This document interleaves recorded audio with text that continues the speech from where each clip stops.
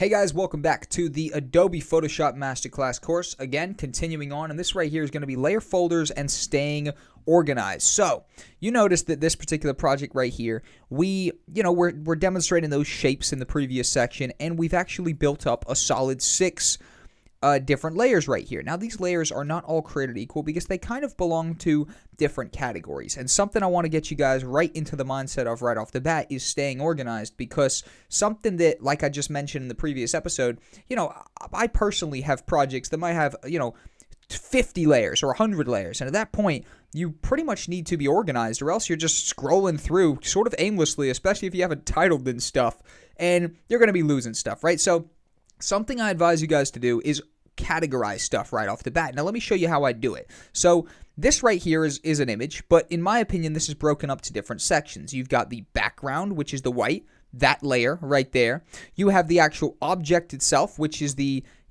arrow, right? That in my opinion would be its own sort of thing.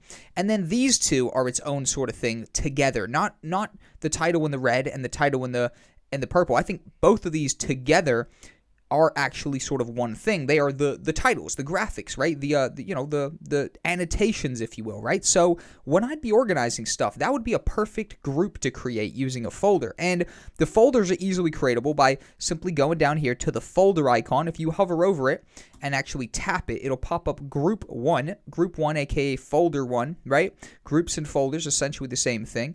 And more or less what I'd do is I would actually go ahead and see which particular set of stuff I can actually group up. And I would say, you know what, I can get that rectangle, which is the purple one, right? And I can get the title 1, rectangle 1 copy, and title 1, and I can put all those into a group because those are the titles, right? Makes sense. We can group those up. We can make our layers look a little bit more organized right off the bat. So what I do is I'd click the bottom layer and I'd hold shift and then tap the top layer, and that will highlight everything in between the bottom layer that you originally clicked and the final layer that you clicked. So then we can drag those into group number 1, and just like that, if we click the drop down menu, those are condensed into a little folder called group number 1. And we know that we can obviously customize this. We could double click the folder and we can call this titles, right? We can call that titles, we could call it annotations, whatever. And the cool thing about this is that once we click that little drop-down menu, boom, it's gone. Which means that we could, there could be 100 titles in there. If we put them into a group, aka a folder, and just simply seal it off, they're still there in our project. In fact, if we click, they're still move-aroundable individually. However, they are nice and condensed and, organized in a way that's going to be not, confusing us later down the line.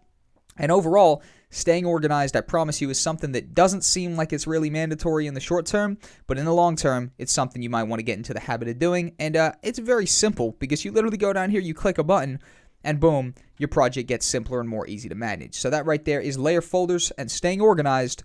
We're going to come back next with different types of layers, really get you guys adjusted, get you eased into, the process of all the different layers you're going to deal with. And also, the main thing is not get confused when a new type of layer comes up, which inevitably it will. Without further ado, let's keep cracking with the course.